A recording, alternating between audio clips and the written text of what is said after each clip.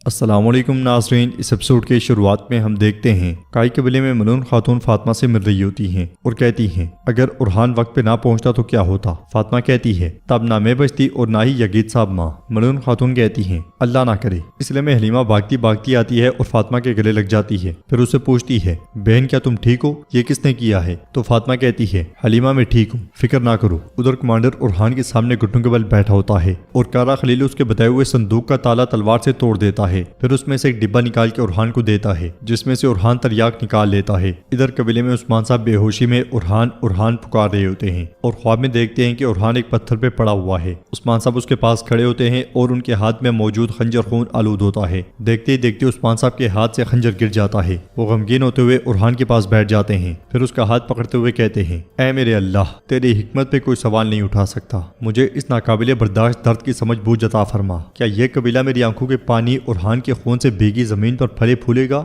ارحان میرے بیٹے، میں نے تمہیں کیوں قربان کیا؟ بولو مجھے بتاؤ میرے بیٹے، خاموش نہ رہو، میں نے تمہیں کیوں قربان کیا؟ بولو بیٹا بولو۔ یہ الفاظ کہتے ہوئے عثمان صاحب کی آنکھیں کھل جاتی ہیں۔ ملعون خاتون اور نیلوفر بہت خوش ہوتی ہیں اور عثمان صاحب کہتے ہیں ملعون حالات کیسے ہیں؟ کیا میرے بچے ٹھیک ہیں؟ ملعون خاتون کہتی ہیں وہ سب ٹھیک ہیں اور اپنے فرائض سر انجام دے رہے ہیں، حلیمہ باجیان کے ساتھ ہے اور فاطمہ قبیلے واپس آ گئی ہے، سب ٹھیک ہیں، آپ ہرگز فکر نہ کریں، آپ کے بیٹے اور صدران سب متحد ہیں، جب آپ اٹھیں گے تو سب آپ کے ساتھ کھڑے ہوں گے۔ عثمان صاحب کہتے ہیں میرا سلیمان اور میرا قاسم، میرے پیارے پوتے، ان کا کیا حال ہے؟ تو ملعون خاتون کہتی ہیں آپ کے پوتے بھی ٹھیک ہیں، وہ آپ کی صحت کے لیے دعا گو ہیں۔ عثمان صاحب کو ایک دم سے تکلیف محسوس ہوتی ہے اور وہ بالکل نڈھال ہو جاتے ہیں۔ یہ دیکھ کر ملعون خاتون بہت پریشان ہو جاتی ہیں اور چلاتے ہوئے کہتی ہیں علاؤالدین کو بلاؤ، علاؤالدین کو بلاؤ۔ یہ سنتے ساتھ ہی باقی خواتین چلی جاتی ہیں۔ ادھر منگول پڑاؤ میں ارحان کہتا ہے اگر یہ کھیل ہے تو منگول کمانڈر ایک دم سے کہتا ہے نہیں نہیں نہیں، میں نے خود دیکھا تھا، میں قسم کھاتا ہوں تیمورتاش نے شفا تیار کروائی تھی عثمان سردار کو فائدہ پہنچانے کے لیے، انہیں دھمکی دینے کے لیے۔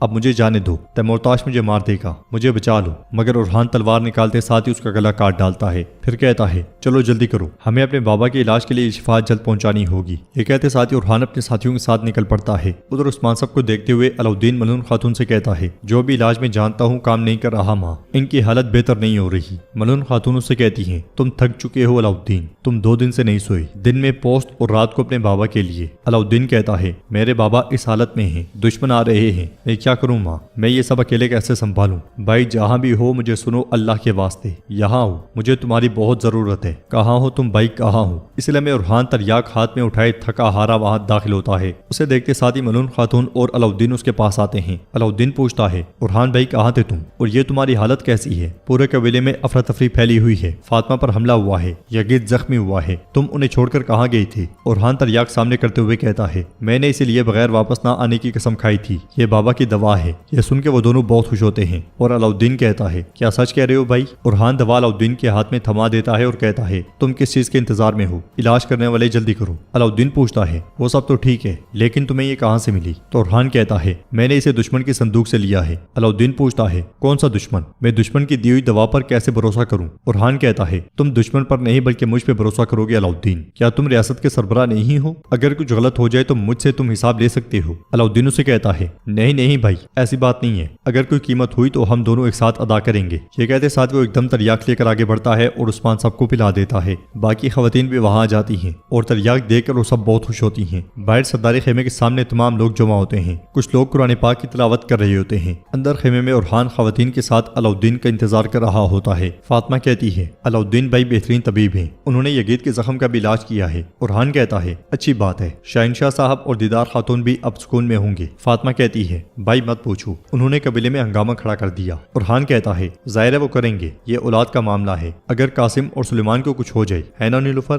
نیلوفر کہتی ہے بالکل، اللہ انہیں محفوظ رکھے۔ گنجا کہتی ہے پھر بھی شاہین صاحب اور دیدار خاتون اب بھی آپ سے ناراض ہیں ارحان صاحب۔ نیلوفر کہتی ہے کیونکہ ان کے بیٹے کی جان بچائی۔ ارحان کہتا ہے میں کچھ بھی کر لوں ان کی حمایت حاصل نہیں کر سکتا۔ پھر ملعون خاتون کو غمگین دیکھتے ہوئے کہتا ہے ماں آپ پریشان نہ ہوں، بابا ٹھیک ہو جائیں گے۔ ملعون خاتون کہتی ہیں ارحان کافی وقت ہو گیا ہے۔ علاؤالدین نے بھی کچھ نہیں کہا۔ کچھ دیر کے بعد علاؤالدین خیمے سے باہر آتا ہے اور کہتا ہے اللہ کا شکر ہے انہوں نے اپنی آنکھیں کھولی ہیں۔ یہ سن کے سب بے حد خوش ہوتے ہیں اور خواتین ایک دم سے خیمے میں چلی جاتی ہیں۔ علاؤالدین ارحان سے گلے ملتا ہے، نیلوفر اور گونچا بھی ایک دوسرے کو گلے لگا لیتی ہیں۔ ناظرین اس کے بعد ہم دیکھتے ہیں کہ اگلے منظر میں تمام خواتین عثمان صاحب کے پاس بیٹھی ہوتی ہیں اور عثمان صاحب بھی اب بستر پہ ٹیک لگائے بیٹھے ہیں۔ سب ان کا حال احوال پوچھ رہے ہوتے ہیں تو عثمان صاحب کہتے ہیں میں ٹھیک ہوں اور और भी बेहतर हो जाऊंगा। पहले दस्तरखान लगाओ। उरहान और अलाउद्दीन भी बेगमात के साथ वहां पहुंच जाते हैं। फातिमा कहती है, बाबा मैं खाना बनाऊंगी, बस आप बताएं आप दस्तरखान पे क्या चाहते हैं। तो उस्मान साहब कहते हैं, क्या तुम्हें पता है कि मैं दस्तरखान पे क्या देखना चाहता हूँ? इत्तेहाद और यकजहती। आप सबको दस्तरखान पे एक साथ होना चाहिए। मलून खातून कहती है, उस्मान लोग खेमे के सामने जमा हैं और जा नहीं रहे, वो तुम्हारे बारे में खबर का इंतजार कर रहे हैं। उस्मान साहब अलाउद्दीन से कहते हैं, अलाउद्दीन उन्हें खुशखबरी सुनाओ, पूरा कबीला खुश हो जाए। ये सुनते साथ ही अलाउद्दीन और उरहान के साथ सरदारी खेमे में आता है और कहता है, भाई तुमने जिरगे में तूफान खड़ा कर दिया था। तुमने कहा कि तुम्हारी नजरें मुझ पर हैं। वल्लाह इस बात ने मुझे बहुत परेशान किया। भाई तुम बाबा के हुक्म की नाफरमानी कब तक करते रहोगे? ये सब कहाँ जाकर खत्म होगा? तो रुहान कहता है, बोरसा में, एजनिक में, एजमत में, हर जगह जो हमारे बाबा के ख्वाब में है। अलाउद्दीन कहता है, इंशाल्लाह भाई इंशाल्लाह, लेकिन देखो अल्लाह के वास्ते रुक जाओ। तुमने कहा कि ये इलाज है, मैंने बात नहीं दोहराई और तुम पे भरोसा किया, लेकिन जब तक मोहर मेरे पास है तुम्हें मेरी बात सुननी चाहिए। तुम्हें मेरे फैसलों पर एतराज नहीं करना चाहिए और मुझे मुश्किल हालात में नहीं डालना चाहिए। उरहान कहता है, चलो लोग इंतजार कर रहे हैं, उन्हें इंतजार मत करवाओ। अलाउद्दीन कुछ कदम आगे बढ़ता है मगर फिर रुकते हुए कहता है, भाई तुम बात करोगे? उरहान कहता है, ये नहीं हो सकता, मोहर तुम्हारे पास है, हुक्म तुम्हारा है, बात तुम करो। तो अलाउद्दीन मुस्कुराते हुए कहता है, सही कह रहे हो, हुक्म मेरा है, तो फिर ये मेरा हुक्म है उरहान साहब, आप बाहर जाकर बात करें। चलो कभी तो मेरी बात मान लो। वो उरहान को धकेलते हुए बाहर ले जाता है और लोगों से कहता है, ए लोगो, मैं तुम्हारे लिए उस्मान सरदार का सलाम लाया हूँ। हमारे उस्मान सरदार ठीक हैं, सलामत हैं और हमारे कबीले के सरबराह हैं, अल्हम्दुलिल्लाह। ये सुन के लोग बहुत खुश होते हैं और उस्मान साहब जिंदाबाद के नारे बुलंद करते हैं। अलाउद्दीन मजीद कहता है, जहाँ तक उरहान साहब की बात है, इन्होंने कल गात में फंसने वाले हमारे भाइयों की जान बचाई और बाबा का इलाज भी ढूंढ लाई और हमारे उस्मान सरदार की जान भी बचाई। ये सुन के कबीले के लोग उरहान साहब जिंदाबाद, उरहान साहब जिंदाबाद के नारे बुलंद करते हैं। उरहान कहता है, मेरे भाइयों, मेरे बहादुरों, मेरी बहनों, इन जमीनों पर जिन्हें हमारे दादा अर्तगल ने हमारा वतन बनाया और इतने सालों से हम सब मिलकर अपने बाबा उस्मान के दिखाए हुए रास्ते की पैरवी कर रहे हैं। ख्वाब देखने वाले भी वही हैं और रास्ता दिखाने वाले भी। कभी कभार वो रास्ते पर तुम्हें रोक देते हैं। अगर उस्मान साहब ने मुझे रोका है तो इसकी जरूर कोई वजह होगी। अगर उन्होंने मुझे एक फर्ज से हटाया है तो उसका मकसद यह है कि मैं दूसरे फर्ज से आगाह हो जाऊं। वो हमारे सरदार हैं, वो गिरने को कहें तो गिरते हैं, उठने को कहें तो उठते हैं, लेकिन हम एक लम्हे के लिए भी उनके ख्वाब से जुदा नहीं होते। कुस्तुनतुनिया जाने वाले इस रास्ते पर बोरसा को फतह करने से पहले और काबा जाने वाले रास्ते में अलखानी रियासत को कुचलने से पहले ना तुम्हारे लिए और ना हमारे लिए कोई सुकून है। यह सुनते साथ ही कबीले के लोग उरहान साहब जिंदाबाद, उरहान साहब जिंदाबाद के नारे बुलंद करते हैं। यह मंजर देखकर जेरकुतई और बुरान बहुत खुश होते हैं। उरहान पुरजोश अंदाज में अलाउद्दीन से हाथ मिलाता है। रात के वक्त हम देखते हैं कि दस्तरखान पे तमाम लोग बैठे होते हैं। हलीमा फातिमा से कहती है, माँ ने तुम्हारी याद में मुझे कबीले में कैद कर दिया था, अच्छा हुआ कि तुम आ गई। फातिमा उरहान और अलाउद्दीन की जानिब देखते हुए कहती है, हलीमा मेरे आने पे सिर्फ तुम ही खुश नजर आ रही हो, जरा मेरे भाइयों और भाभियों के चेहरे को तो देखो। गोंचा कहती है, फातिमा ये क्या बात हुई? तुम जब भी आती हो कबीले में कोई ना कोई मसला खड़ा हो जाता है, हम क्या करें, है ना नीलुफर? नीलुफर कहती है, बिल्कुल। फातिमा कहती है, मैं अपने भाइयों से क्या कहूँ? हलीमा कहती है, वो तुमसे हसद करते हैं। उरहान कहता है, तुम ऐसा क्यों कह रही हो लड़की, क्या मैंने तुम्हें नहीं बचाया था? तुम्हारा भाई और क्या कर सकता है? और अलाउद्दीन का मुझे नहीं पता, देखो हंसता भी नहीं है, शायद हसद कर रहा है।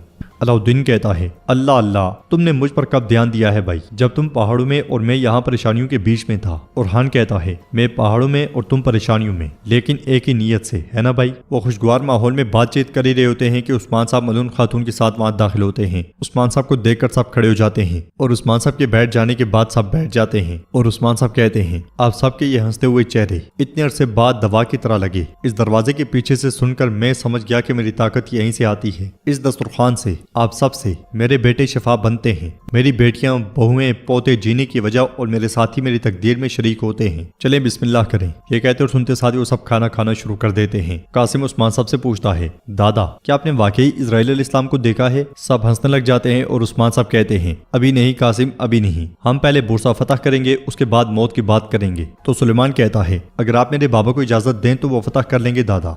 ये सुन के उस्मान साहब कहते हैं, तुम्हारे बाबा तुम्हारे जितने ही थे और तब ही से इन्होंने मेरे ख्वाब को अपना ख्वाब बना लिया। इन्होंने बहुत मेहनत की, हुकाई के देखे गए सबसे बड़े कुमानदारों में से एक बने, लेकिन तुम अपने बाबा से भी ज्यादा मेहनत करोगे। इलाही कलिमतुल्लाह को पूरी दुनिया में फैलाने के लिए बगैर रुके दौड़ोगे। अल्लाह हमारी बबरकत रियासत के ख्वाब को हकीकत बनाई। इस पर सब आमीन कहते हैं। फिर उस्मान साहब बुरान से कहते हैं, बजाओ बुरान बजाओ। तो बुरान गाने लग जाता है, जिसके चंद अशार ये हैं, मैं खुद में मगन था, अपने घोड़े पर सवार हुआ और पहाड़ों पर गालिब आया। मेरी एक भेड़िए से मुलाकात हुई जिसने कहा सलाम हो, अल्लाह तुर्क का मददगार हो। जिसने कहा सलाम हो, अल्लाह तुर्क का मददगार हो। راستے میرے ساتھی تھے، زبانوں نے مجھ سے کلام کیا، تمام ترکوں کے مددگار ہاتھ سلامت رہیں، دشمن ہلاک ہو جائیں، اللہ ترک کا مددگار ہو، تمام ترکوں کے مددگار ہاتھ سلامت رہیں، اللہ ترک کا مددگار ہو۔ سب برہان کی باتوں سے بہت محظوظ ہوتے ہیں اور ایپیسوڈ بھی اختتام پذیر ہوتی ہے۔ تو کیسی لگی آپ کو یہ ایپیسوڈ؟ آپ ہمیں کومنٹ باکس میں لازمی بتائیے گا۔ ویڈیو پسند آئے تو لائک کر دیں، شیئر کر دیں، سبسکرائب نہیں کیا ہوا تو سبسکرائب کرنے کے ساتھ ساتھ گھنٹی والا آئیکن کو دبانا مت بھولیں۔ ملتے ہیں انشاءاللہ نیکسٹ ویڈیو میں، تب تک کے لیے رکھیں اپنا اور اپنوں کا بہت زیادہ خیال۔ اللہ نگہبان۔